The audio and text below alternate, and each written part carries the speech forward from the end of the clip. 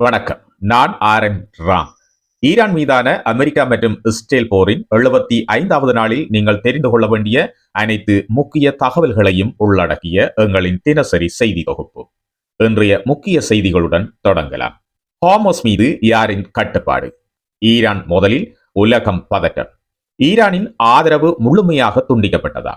அமெரிக்க தளபதியின் அதிர்ச்சி வாக்குமூலம். 40 சீன கப்பல்களுக்கு ஈரான் அனுமதி. அமெரிக்காவுக்கு மறைமுக எச்சரிக்கையா? ஹார்மோஸ் இனி அமெரிக்காவினுடைய கட்டுப்பாட்டில் இல்லையா? சீனா ஈரான் புதிய சக்தி வாய்ந்த கூட்டணியாகிறது. Hamas, Hezbollah, ஹூத்திகள் தனிமைப்படுத்தப்பட்டார்களா? மத்திய கிழக்கில் பெரிய திருப்பம். இந்திய கப்பல் ஹார்மோஸில் மூழ்கியது. பின்னால் யார்? உலக சந்தைகள் அதிர்ச்சி. ட்ரம்ப் ஷி ரகசிய பேச்சு. ஹார்மோஸ் பாதுகாப்பில் சீனாவுக்கு பங்கு அதிகரிக்கின்றதா? செங்கடலில் முற்றுகை. ஈரானினுடைய ஆயுத பாதைகள் முடக்கப்பட்டதாக அமெரிக்கா அறிவிப்பு. காசாவை நோக்கி 500 சர்வதேச ஆர்வலர்கள். இஸ்ரேல் மீண்டும் தடுக்குமா? மாவி மர்மா நினைவு மீண்டும். காசாவை நோக்கி புறப்பட்ட டசின் கணக்கான படகுகள். ஈரான் சொல்லுகின்ற பாதுகாப்பு அனுமதி.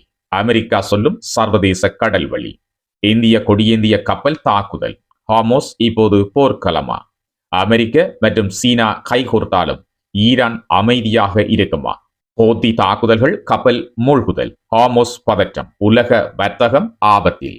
இனி விரிவான செய்திகளை பார்க்கலாம். விரிவான செய்திகளுக்குள் செல்லும் முன் இது போன்ற சூடான செய்திகளை உடனடியாக அறிந்து கொள்வதற்கு உலக விவரம் சேனலை சப்ஸ்கிரைப் செய்து கொள்ளுங்கள். இனி விரிவான செய்திகளுக்குள் செல்லலாம். அமெரிக்காவினுடைய மத்திய கட்டளை தளபதி அட்மிரல் பிராட் கூப்பர் ஈரானிலிருந்து அதன் பிராந்திய கூட்டணி அமைப்புகளுக்கு தற்போது எந்தவிதமான ஆயுதங்கள் அல்லது வள்ளங்களும் செல்லவில்லை என்று செனட் குழுவிற்கு இன்று தெரிவித்தார். வளங்கள் பாதைகள் அனைத்தும் துண்டிக்கப்பட்டுள்ளதாகவும் அவர் கூறினார். இன்று இந்த நேரத்தில் ஈரானிலிருந்து ஹமாஸ், ஹெஸ்புல்லா அல்லது ஹூத்திகளுக்கு எந்தவிதமான வளங்களோ அல்லது இராணுவ உபகரணங்களோ செல்லவில்லை என்று கூப்பர் தெரிவித்தார். அந்த வளங்கள், வழிகளும் செயன்முறைகளும் முற்றிலும் துண்டிக்கப்பட்டுள்ளன. அதன் மூலம் ஈரானால் வழங்கப்பட்ட ஆதரவு தற்போது நிறுத்தப்பட்டுள்ளது என்று அவர் கூறினார். மேலும் இந்த அறிக்கை மத்திய கிழக்கில் அமெரிக்கா மற்றும் அதன் கூட்டாளிகள் மேற்கொண்ட கடுமையான கடற்படை மற்றும் வான்வழி கண்காணிப்பு நடவடிக்கைகளின் பின்னணியில் வெளியாகி இருக்கிறது. குறிப்பாக செங்கடல், அரபிக்கடல் மற்றும் சிரியா ஈராக் எல்லைப் பகுதிகளில் அமெரிக்கா தனது கண்காணிப்பை அதிகரித்திருக்கிறது. அமெரிக்க அதிகாரிகளின் கூற்றுப்படி ஈரானில் இருந்து ஹெஸ்புல்லாவுக்கு செல்லும் ஆயுத கடத்தல் பாதைகள் லெபனான் மற்றும் சிரியா வழியாக கட்டுப்படுத்தப்பட்டிருக்கின்றன. ஹூத்தி கிளர்ச்சியாளர்களுக்கு செங்கடல் வழியாக சென்றதாக கூறப்படும் ஏவுகணை மற்றும் ட்ரோன் உபகரணங்கள் பலமுறை பறிமுதல் செய்யப்பட்டிருக்கின்றது. காசா போருக்கு பிறகு ஹமாஸின் நிதி மற்றும் ஆயுத ஆதரவு வலையமைப்புகள் மீது அமெரிக்கா மற்றும் இஸ்ரேல் இணைந்து அழுத்தம் கொடுத்து வருகின்றன. இந்த நிலையில் ஈரான் தனது கூட்டணி அமைப்புகளுக்கு நேரடி ஆயுத உதவி வழங்குவதை மறுத்து வருகின்றது. ஆனால் அமெரிக்கா மற்றும் மேற்கத்திய நாடுகள் ஈரான் தொடர்ந்து மறைமுக ஆதரவை வழங்க முயற்சித்து வருவதாக குற்றம் சாட்டுகின்றன. இந்த அறிக்கை மத்திய கிழக்கில் பதட்டம் மேலும் அதிகரிக்கக்கூடிய சூழலில் வெளியாகி இருப்பதால் உலக அரசியல் மற்றும் எண்ணெய் சந்தைகளிலும் கவனத்தை ஈர்த்திருக்கிறது.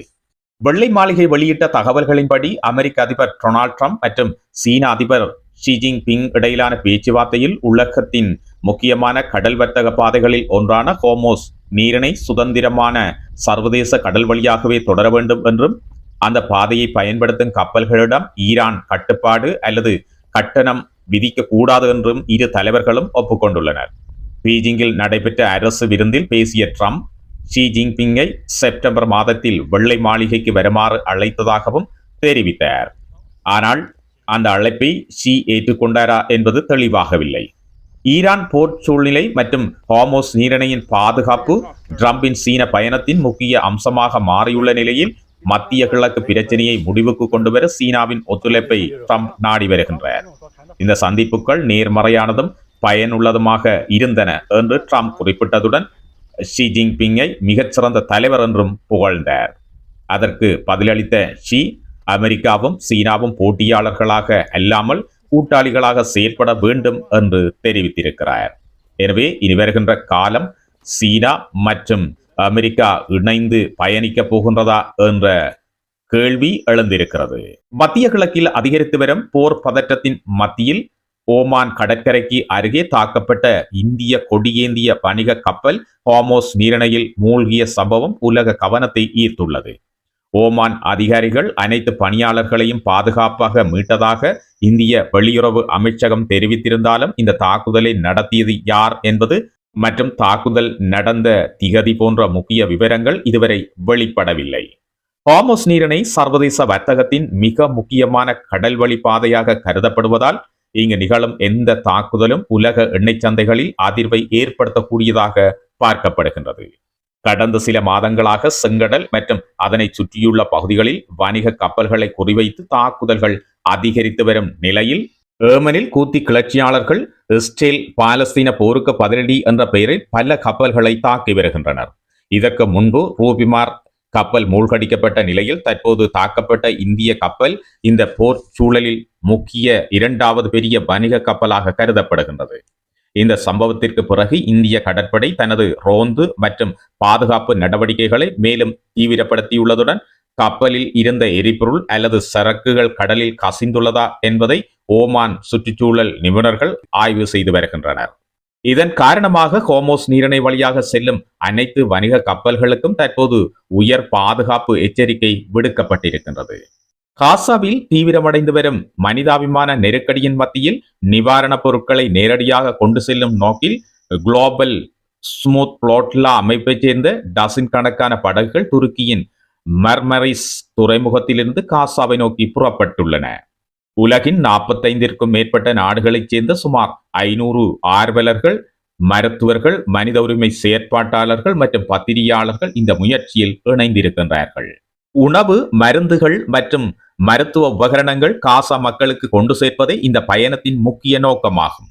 ஆனால் இஸ்ரேலிய கடற்படை மீண்டும் இந்த படகுகளை சர்வதேச கடற்பரப்பில் வழிமறிக்க கூடும் என்ற பதற்றமும் அதிகரித்து வருகின்றது.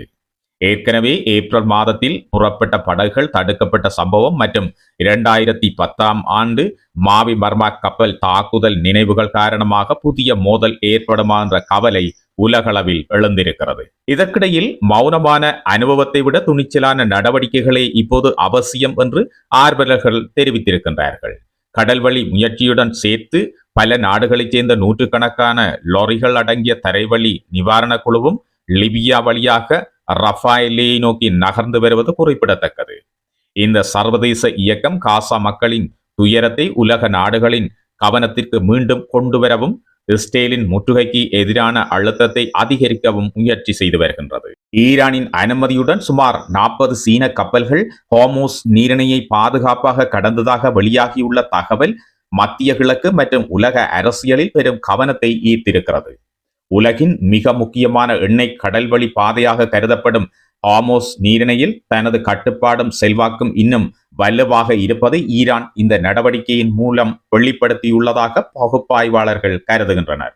அமெரிக்காவின் கடும் பொருளாதார தடைகள் மற்றும் இராணுவ அழுத்தங்கள் நீடித்து வரும் சூழலில் சீன கப்பல்களுக்கு தடையின்றி பயண அனுமதி வழங்கப்பட்டிருப்பது இந்த பிராந்தியத்தின் பாதுகாப்பை நிர்ணயிப்பதில் ஈரானுக்கு முக்கிய பங்கு உள்ளது என்ற அரசியல் செய்தியாக இது பார்க்கப்படுகிறது.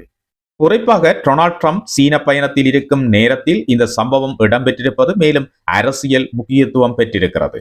அமெரிக்கா இல்லாமல் கூட பிராந்திய வர்த்தக மற்றும் எரிசக்தி போக்குவரத்தை சீனா ஈரான் கூட்டணி முன்னெடுக்க முடியும் என்பதற்கான சைகையாகவும் இது கருதப்படுகின்றது. இதேவேளை அமெரிக்க கடற்படை பிராந்தியத்தில் அதிகப்படியான இராணுவ இருப்பை வைத்திருப்பதே பதட்டத்தை அதிகரிக்கிறது என்று ஈரான் தொடர்ந்து குற்றஞ்சாட்டி வருகிறது. உலக கச்சா எண்ணெய் விநியோகத்தில் பெரும் பங்கு வகிக்கும் ஹார்மோஸ் பாதையில் எந்த தடையும் ஏற்பட்டால் உலக பொருளாதாரமே பாதிக்கப்படும் என்பதால் சீனா போன்ற நாடுகள் ஈரானுடன் நெருக்கமான ஒத்துழைப்பை தொடர்ந்து பேணுகின்றன. இந்த ஹார்மோஸ் நீரிணை தற்போது வெறும் கடல் பாதையாக மட்டுமல்லாமல் அமெரிக்கா, சீனா, ஈரான் அதிகார போட்டியின் முக்கிய அரசியல் மேடையாகவும் மாறியிருக்கிறது. இவை இன்றைய உலக விவர செய்திகள். இதுவரை நேரமும் தொலைக்காட்சி, தொலைபேசி மற்றும் கணனி வழியாக எம்மோடு இணைந்திருந்த அனைவருக்கும் நன்றிகள். இதுபோன்ற உலக செய்திகளை உடனடியாக தெரிந்து கொள்ள உலக விவர சேனலை சப்ஸ்கிரைப் செய்து இதுபோன்ற உலக விவர செய்திகளை உடனடியாக தெரிந்து கொள்வதற்கு உலக விவர சேனலை சப்ஸ்கிரைப் செய்து எங்களோடு இணைந்திருங்கள். மீண்டும் ஒரு புதிய உலக விவர செய்தியோடு நாளை இதே நேரம் உங்களை சந்திக்கின்றேன். வணக்கம்.